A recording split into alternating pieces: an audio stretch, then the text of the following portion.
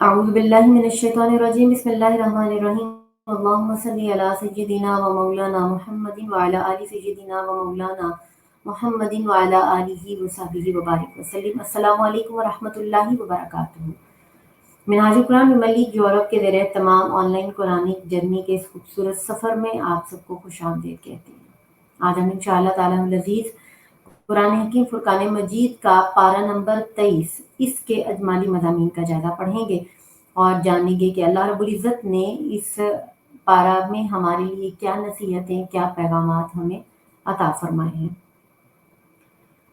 इब्तिदान में 22वें सिपारे के मुतालिक ये अर्ज़ करती चलूँ कि 22वें सिपारे की इख्तिताम में आखिर में अंबिया किराम अलैहिमुस्सलाम का तज़किरा हो चुका, जिन्हें अल्लाह रब्बुल इज़्ज़त ने एक बस्ती वालों के लिए हिदायत की खातिर भेजा था, मगर वो हिदायत की राह पर चलने पे आमादा न हुए। जब बस्ती वालों ने तीनों अंबिया किराम अलैहिमुस्सलाम को झुठला दिया, तो बस्ती ही में से एक शख्स जो छुप कर ईमान ला चुका था, इसका नाम मुफस्सिरीन ने हबीब नज्जार बयान किया है या लिखा है। वो दौड़ता हुआ आया कि अंबिया को ज़रर पहुँचाने की सूरत में इन बस्ती वालों को अल्लाह से डराऊँ, अल्लाह का डर सुनाऊँ इन्हें कि कहीं ये अल्लाह रब्बुल इज़्ज़त के अंबिया को तकलीफ़ ना पहुँचा दें, ईज़ा ना पहुँचा दें और अल्लाह रब्बुल इज़्ज़त के अंबिया की तलकीन की दावत देना चाहिए। जब इसने लोगों को समझाया और सबके सामने अपने ईमान का ऐलान भी कर दिया, तो सब कौम के लोग इस पर पल पड़े और इसको इतना ज़ुदुको किया, मारा कि इसकी शहादत हो गई, शहीद कर दिया गया। शहादत के बाद जब इसे अल्लाह तबारिक व तआला ने जन्नत में दाखिल फरमा दिया, यानी इसके लिए जन्नत के दरवाजे खोल दिए, इसे जन्नत में दाखिल होने का शर्फ मुयस्सर आ गया, तो इसने अपनी आँखों से अल्लाह रब्बुल इज़्ज़त की उन तमाम तर नेमतों का मुशाहदा किया जो रब्बे कायनात ने इसके लिए बना रखी थी, अहले ईमान के लिए तैयार कर रखी हैं। तो बेसाख्ता इसकी ज़ुबान से कलिमात अदा हुए, ऐ काश मेरी कौम जान लेती कि जो मेरे रब ने मेरी मग़फ़िरत कर दी और मुझे अहले करामत और सआदत में से ठहराया है। आयत नंबर 27 पारा नंबर 23 इसमें अल्लाह ताला ने इसका ज़िक्र फ़रमाया कि बिमा गफ़र ली रब्बी वजअलनी मिनल मुकरमीन, मेरे रब ने मेरी मग़फ़िरत फ़रमा दी है और अल्लाह ताला ने मुझे बड़ा इकराम अता किया है। मेरे रब ने मेरी बख़्शिश भी फ़रमाई और मुझे जन्नत की अज़ीम नेमतें और राहतें भी अता फ़रमा दी हैं। हज़रत सैयदना इब्न अब्बास रज़ियल्लाहु तआला अन्हु फरमाते हैं कि वो मोमिन शख़्स ज़िंदगी में भी अपनी कौम के लिए खैर-ख़्वाह था और मर जाने के बाद भी अपनी कौम का खैर-ख़्वाह रहा। इसके बाद ये अल्लाह रब्बुल इज़्ज़त के बंदों पर इज़हारे अफ़सोस फरमाते हुए कहा कि इनके पास जो भी रसूल आता है, ये उसका मज़ाक उड़ाते हैं। आयत नंबर 30 के अंदर ज़िक्र किया गया, मा यातीहिम मिर रसूलिन इल्ला कानू बिही यस्तहज़िऊन, इनके पास कोई रसूल नहीं आता था मगर ये कि वो उसका मज़ाक उड़ाया करते थे, हर नबी का। अल्लाह रब्बुल इज़्ज़त के वजूद पर इस सूरह मुबारका में आपको दलाइल मिलेंगे। सूरह यासीन के चूँकि कुछ रुकूआत हैं इसमें अल्लाह के वजूद पर, तौहीद पर, उसकी कुदरत के तकवीनी दलाइल पर और जो कुरान हकीम फुरकान मजीद में बार-बार मज़कूर भी हुए हैं, उन्हें ज़िक्र किया गया। इनमें से 3 किस्म के अहम दलाइल जो हैं यहाँ पर ज़िक्र करते हैं कि मुर्दा ज़मीन जिसे बारिश से ज़िंदा कर दिया जाता है, लैल नहार और शम्स व कमर का पलट कर आना, कश्तियाँ और जहाज़ जो समंदर में चलते हैं। इन दलाइल के ज़िमन में सूरह यासीन एक ऐसी हकीकत का ऐलान करती है कि जिससे नुज़ूल कुरान के ज़माने के बड़े-बड़े अहले इल्म भी नावाकिफ़ थे। वो कौन-सी हकीकत थी? इसी सूरह मुबारका की आयत नंबर 36 में अल्लाह रब्बुल इज़्ज़त ने इरशाद फ़रमाया कि वो रब्बे कायनात है, सुब्हानल्लज़ी खलक़ल अज़वाज कुल्लहा मिम्मा तुंबितुल अर्दु व मिन अनफुसिहिम व मिम्मा ला यअलमून। वो ज़ात पाक जिसने सब चीज़ों के जोड़े पैदा किए हैं और इनसे भी जिन्हें ज़मीन उगाती है, खुद इनकी जानों से भी, मज़ीद इन चीज़ों से भी जिन्हें वो नहीं जानते। यानी कुल कायनात इंसानी में जितनी मखलूक़ात अल्लाह ताला ने तख़लीक़ात पैदा की हैं, हर एक का जोड़ा बना दिया है।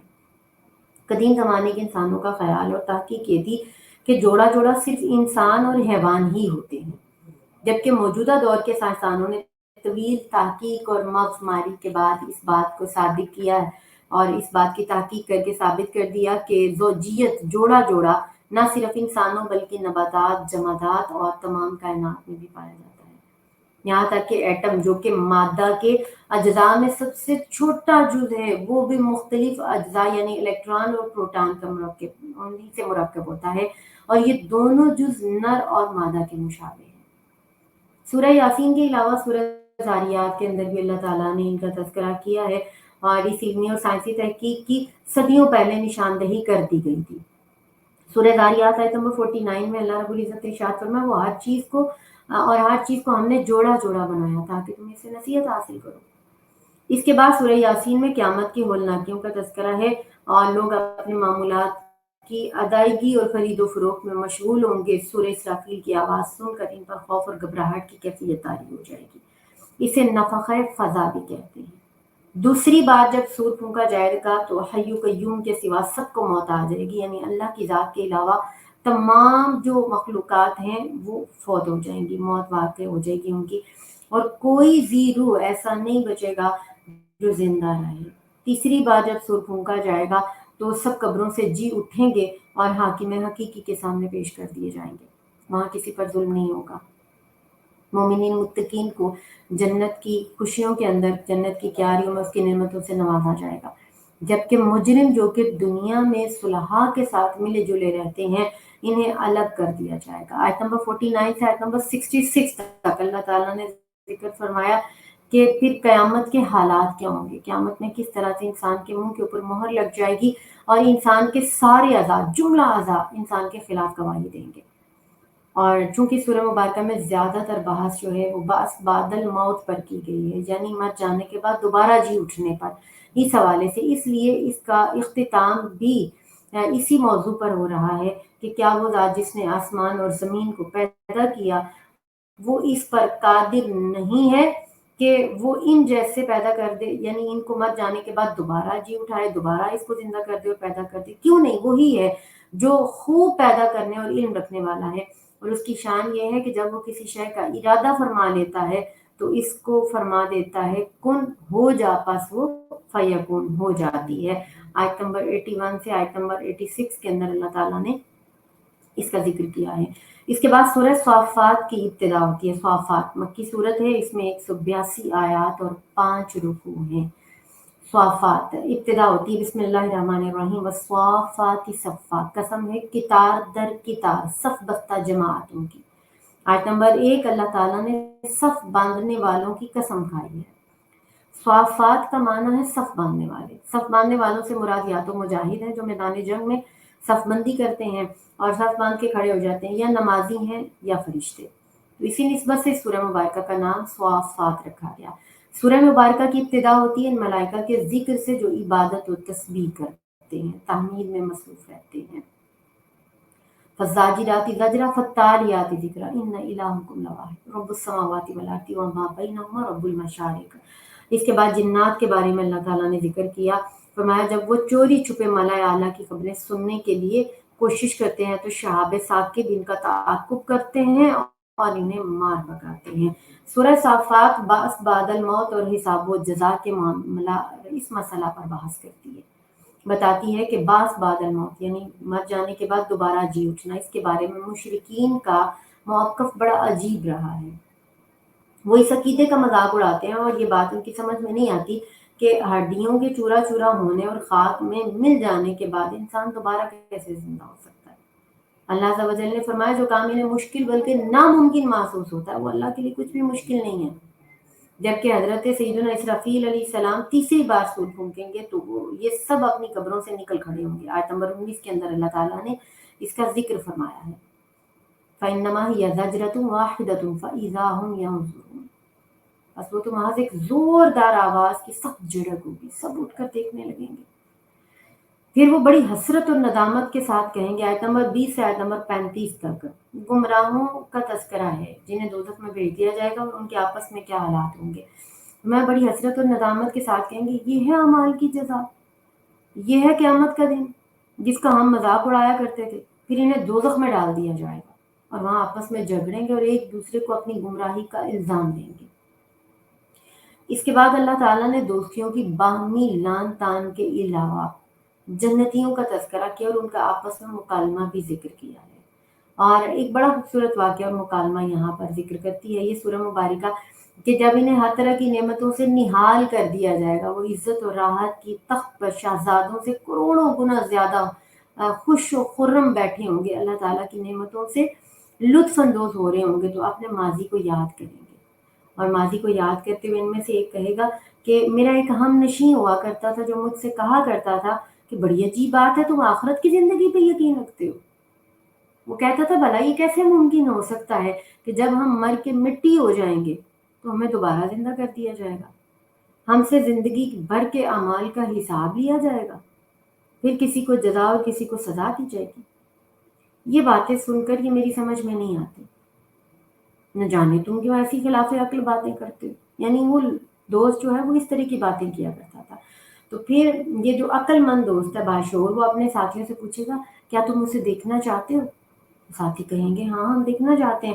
وہ خود جانگ کر دوزخ میں اسے دیکھے گا تو اپنے اس عقل پرست دوست کو، یعنی جو صرف عقل کے تابع رہ کر ہر بات کو عقل کے ترازو پہ پرکھنے والا اور تولنے والا تھا، منکر تھا آخرت کا، اس کو دیکھ کر دوزخ میں جلتا ہوا دیکھے گا تو اس سے کہے گا اللہ کی قسم تو مجھے بھی ہلاک کر چکا ہوا تھا، اگر میرے پروردگار کی مہربانی نہ ہوتی تو میں بھی ان میں ہوتا جو عذاب کے اندر آج حاضر کیے جا چکے ہیں۔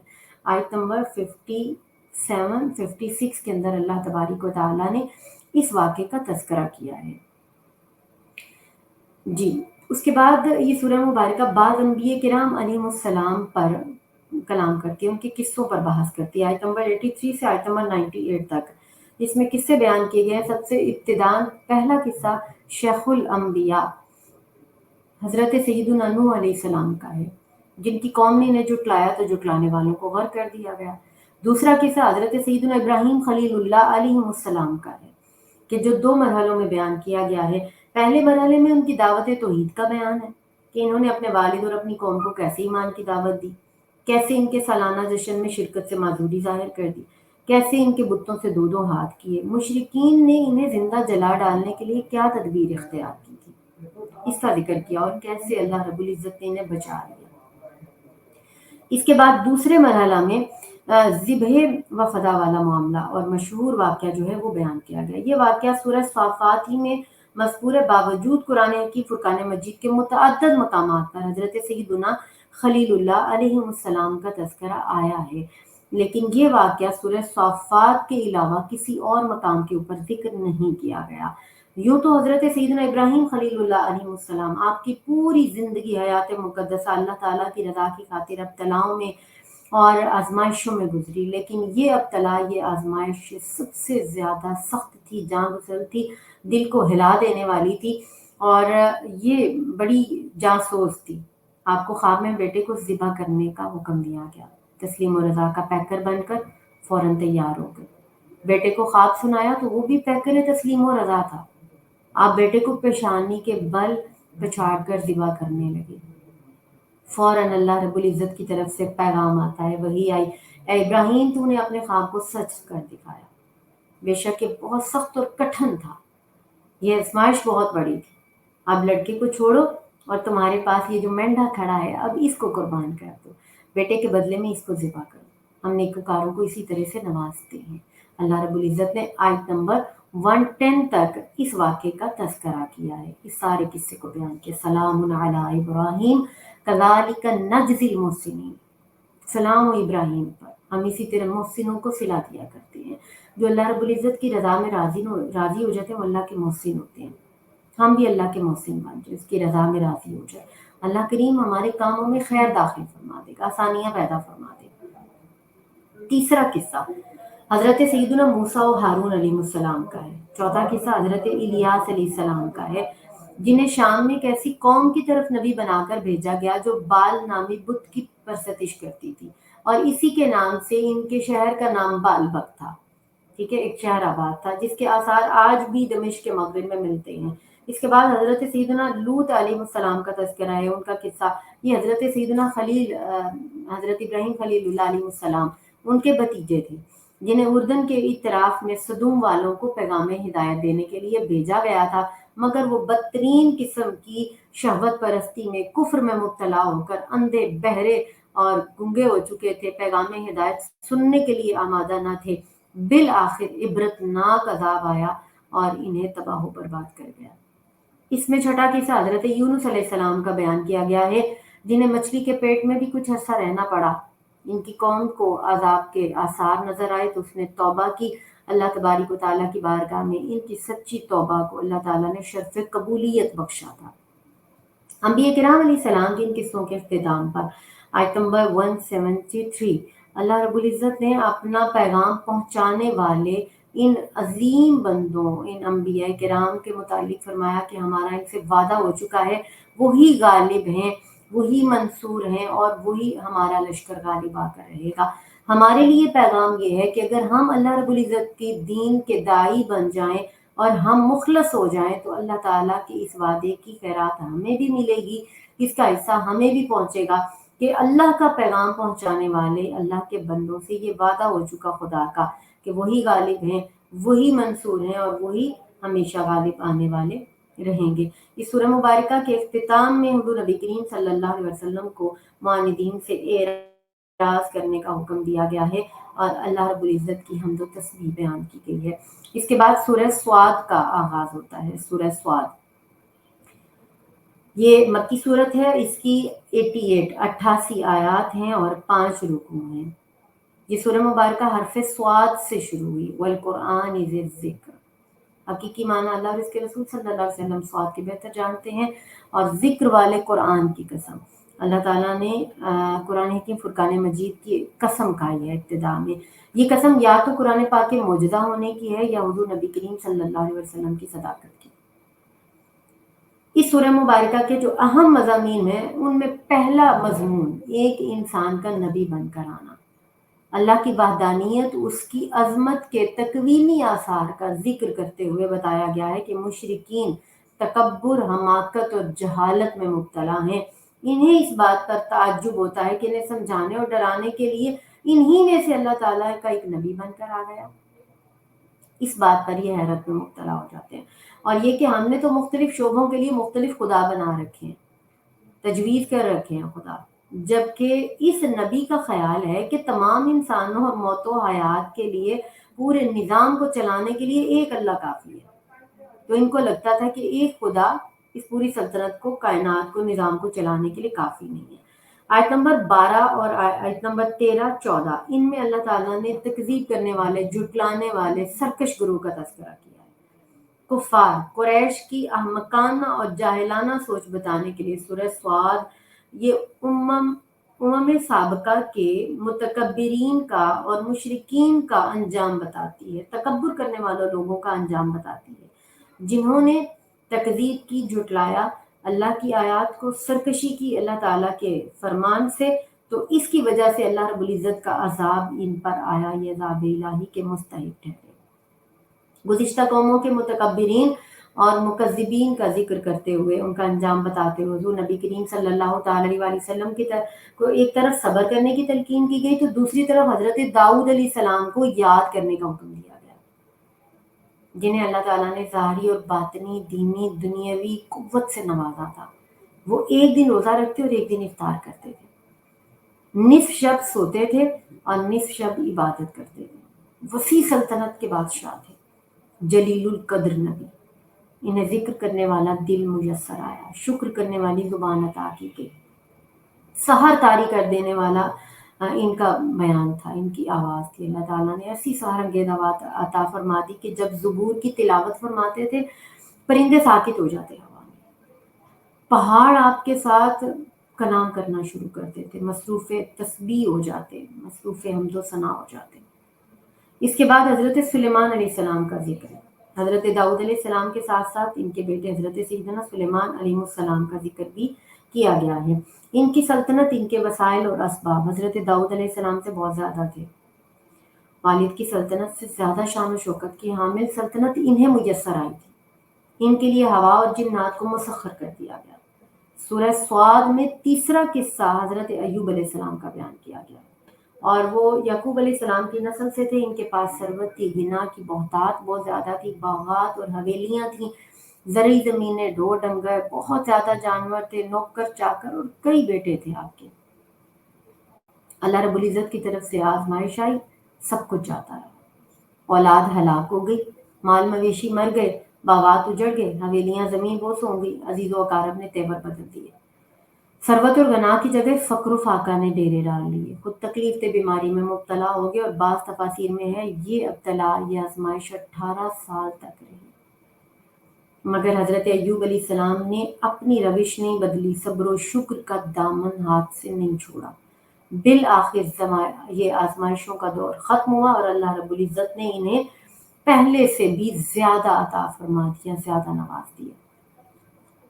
اس سورہ مبارکہ میں 6 انبیاء کرام علیہ السلام کا مسلسل تذکرہ کیا گیا ہے۔ حضرت ایوب علیہ السلام کے علاوہ سورہ صاد میں حضرت ابراہیم سیدنا خلیل اللہ علیہ السلام، حضرت اسحاق و یعقوب علیہ السلام، حضرت اسماعیل علیہ السلام، حضرت یسع ذوالکفل، ان کا اجمالی طور پر ذکر کیا گیا اور اللہ کی طرف سے ان سب کے لیے تعریف کے کلمات ہوئے۔ آخر میں حضرت سیدنا آدم علیہ السلام اور ابلیس کا قصہ بیان کیا گیا قدر تفصیل کے ساتھ۔ اس سورہ مبارکہ کے اختتام پر آیت نمبر 86 سے آیت نمبر 88 تک ارشاد فرمایا گیا کہ اللہ نے اپنے نبی کو حکم دیا ہے آپ اپنی دعوت کی حقیقت اور مقصد بیان فرما دیں۔ اے پیغمبر کہہ دیجئے کہ میں تم سے اس بات کا صلہ نہیں مانگتا، نہ میں بناوٹ کرنے والوں میں ہوں، یہ قرآن تو اہل عالم کے لیے نصیحت ہے اور تمہیں اس کا حال ایک وقت کے بعد معلوم ہو جائے گا۔ اللہ رب العزت نے یہاں پر اس سورہ مبارکہ کا اختتام کیا ہے۔ سورہ صاد مکمل ہوئی، اس کے بعد سورہ زمر کا آغاز ہوتا ہے۔ اس کی 75 آیات ہیں، مکی صورت ہے، 8 رکوع ہیں۔ بسم اللہ الرحمن الرحیم، تنزیل الکتاب من اللہ العزیز الحکیم، اس کتاب کا اتارا جانا اللہ کی طرف سے ہے جو بڑی عزت والا، بڑی حکمت والا ہے۔ اللہ رب العزت نے سورہ مبارکہ کا نام اسی کی ایک آیت کریمہ آیت نمبر 71 میں الی جہنم زمرہ، اس میں چونکہ ذکر کیا ہے تو اسی نسبت سے اس کا نام سورہ زمر رکھا گیا، الی الجنت زمرہ، گروہ در گروہ۔ اس سورہ مبارکہ کا اصل موضوع اور محور یہ عقیدہ توحید ہے، کیونکہ اللہ کی وحدانیت کا اعتقاد ہی اصل ایمان ہے، اصل ایمان یہی ہے۔ سورہ مبارکہ کی ابتدا حضور خاتم النبیین آپ کے عظیم معجزہ قرآن حکیم فرقان مجید کے تذکرہ سے کیا گیا۔ بتایا گیا یہ کتاب اللہ کی طرف سے نازل کی گئی ہے جو غالب اور حکمت والا ہے۔ پھر رسول اکرم صلی اللہ علیہ وسلم کے واسطے سے گویا تمام مسلمانوں کو حکم دیا گیا کہ اِنَّا أَنزَلْنَا إِلَيْكَ الْكِتَابَ بِالْحَقِّ فَاعْبُدِ اللَّهَ مُخْلِصًا لَهُ الدِّينَ، کہ عبادت کو اللہ کے لیے خالص رکھیں اور اس میں ریاکاری کو داخل نہ کیا جائے۔ شرک کی پرزور تردید کی گئی ہے۔ یہاں ایک اہم نقطہ ہے جس پر غور کرنے کی ضرورت ہے کہ شرک میں مادر میں انسان کی تخلیق کا ذکر کرتے ہوئے اللہ تعالیٰ نے فرمایا کہ اللہ تمہیں ماں کے پیٹ میں 3 تاریکیوں میں پیدا فرماتا ہے۔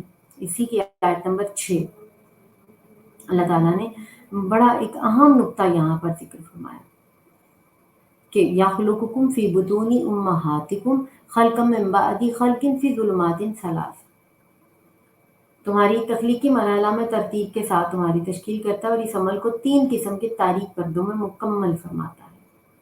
ذالکم اللہ ربکم، یہی تمہارا پروردگار ہے، لہ الملک، جو سب قدرت و سلطنت کا مالک، لا الہ الا ہوا فانا تصرفون، اس کے سوا کوئی معبود نہیں ہے۔ تخلیق کے مخفی حقائق جان لینے کے بعد تم کہاں بہکے پھرتے ہو؟ یہ قرآن پاک کا علمی اعجاز ہے کہ وہ ایک ایسی طبی حقیقت کا صدیوں پہلے ذکر کر رہا ہے، اعلان فرما چکا ہے، جس حقیقت کا علماء اور ڈاکٹرز کو 20 صدیوں کے بعد علم ہوا۔ ڈاکٹر حضرات کہتے ہیں بظاہر دیکھنے میں وہ ایک ہی پردہ لگتا ہے یا دکھائی دیتا ہے اور جس میں جنین رہ رہا ہوتا ہے، لیکن حقیقت میں وہ 3 پردے ہوتے ہیں۔ قرآن حکیم فرقان مجید نے صدیوں پہلے اس کا ذکر فرما دیا۔ قرآن پاک نے ان 3 پردوں کو 3 تاریکیاں اس لیے قرار دیا ہے کیونکہ وہ پردے بچے کو روشنی سے بچائے رکھتے ہیں۔ توحید کا اسبات، شرک کی نفی کرتے ہوئے اللہ رب العزت نے موحد اور مشرک کی مثال یہاں پر بیان کی ہے۔ اس کے بعد مشرک کی مثال ایک ایسے غلام جیسی ہے کہ جس کے کئی شریک ہوں، یعنی کئی اس کے خدا ہوں، اور مزاج کے اعتبار سے بھی وہ تمام ایک دوسرے سے مختلف ہوں۔ نہ آپس میں اتفاق، نہ محبت، نہ یہ غانقد، کچھ نہیں۔ ان میں سے ایک غلام کو دائیں بیچتا ہے، دوسرا بائیں بیچتا ہے، ایک کہتا ہے کھڑا ہو جا، دوسرا کہتا ہے بیٹھ جا، ایک کہتا ہے کہ کھا لے، دوسرا کہتا ہے نہ کھا۔ وہ حیران ہے کس کی بات مانے اور کس کی نہ مانے۔ اور موحد جو اللہ تعالیٰ پر ایمان رکھتا ہے، اللہ کی ذات پر یقین رکھنے والا شخص ہے، ایمان والا ہے۔ آیت نمبر 29 کے اندر اللہ تعالیٰ نے اس کا ذکر کیا۔ اس کی مثال اس غلام جیسی ہے جس کا مالک ایک ہو اور اس کے اخلاق بھی بڑے اچھے ہوں اور غلام کے جذبات کا بھی خیال رکھتا ہو۔ اللہ تعالیٰ کی ذات کتنی کریم ہے، ہمیں کس قدر عطا کرتی ہے، نوازتی ہے۔ اس کی محبتیں، اس کی عنایتیں، یہ بے مثل و بے مثال ہیں۔ ہم اس پر اللہ کا جتنا شکر ادا کریں گا ہمیں۔ ہم گناہ بھی کرتے ہیں، معصیت کرتے ہیں، باوجود اس کے اللہ تعالیٰ کی طرف رجوع کرتے ہیں اور وہ ہمیں اپنی بارگاہ میں قبول فرما لیتا ہے۔ اللہ رب العزت ہمیں دھتکارتا نہیں ہے، رب کائنات ہمیں عطا فرماتا ہے۔ اور فرمایا کہ یقیناً یہ غلام اخلاص کے ساتھ اس کی خدمت بھی کرے گا۔ جو مالک، جو خدا، جو رب، جو پروردگار اتنی محبت فرمانے والا ہے، غلام کا جی چاہے گا کہ اپنے مالک سے بھلائی کرے اور اسے احسان ہی کی امید رکھے۔ اور پھر جب مالک رب العالمین ہو اور بندہ اسی کا ہو کر رہ جائے تو پھر اس کے قلبی سکون، اس کی رافت اور اس کی راحت پر یقیناً بادشاہیاں قربان کی جا سکتی ہیں۔ اللہ رب العزت کا صدہا بار شکر کے پروردگار عالم نے ہمیں اپنی معرفت عطا کی ہے، اپنی پہچان عطا فرمائی کہ ہم اللہ تبارک و تعالیٰ پر ایمان رکھنے والے لوگ ہیں، اس کی پہچان رکھنے والے لوگ ہیں۔ یہاں پر اس آیت کریمہ پر ہم آج اس پارے کا اختتام کرتے ہیں۔ یہ پارہ مکمل ہوا۔ اللہ رب العزت کی بارگاہ میں دعا ہے کہ رب کائنات اس میں بیان کردہ تمام تر حقیقتوں کو اور تمام تر تکوینی دلائل کو ہمیں سمجھنے کی اور اس کو اپنی زندگی میں یوں داخل کرنے کی توفیق عطا فرمائے کہ ان کی بدولت ہم اللہ تعالیٰ کو پا لیں، اللہ کی پہچان، اس کی معرفت ہمیں میسر آ جائے۔ اور جو نصائح، جو پیغامات ہمارے لیے اس سورہ مبارکہ میں یا اس پورے پارے کے اندر ہم نے پڑھے ہیں، اللہ تبارک و تعالیٰ کی طرف سے جو بیان کیے گئے ہیں، ہمیں اس پر عمل پیرا ہونے کی توفیق عطا فرمائے۔ اللہ رب العزت منہاج القرآن ویمن لیگ یورپ کی اس آن لائن قرآنک جرنی کی خوبصورت کاوش کو اپنی بارگاہ عالیہ میں شرف قبولیت عطا فرمائے اور کامیابی اور کامرانی ان کا مقدر ٹھہرے کہ منہاج القرآن ویمن لیگ کے پلیٹ فارم سے آپ نے رمضان المبارک کی ان بابرکت اور عظیم ساعتوں کو صحیح طور پر اللہ کے قرآن سے متصل کر کے اس کے فیضات کو سمیٹنے کے لیے کوشش کی ہے۔ آپ نے ان تمام ساعتوں کے فیضات کو اپنے دامن میں بھرنے کے لیے خوبصورت کرینہ اپنایا ہے۔ اللہ تعالیٰ اسے شرف قبولیت عطا فرمائے۔ بہت شکریہ آپ کا۔ السلام علیکم ورحمۃ اللہ وبرکاتہ۔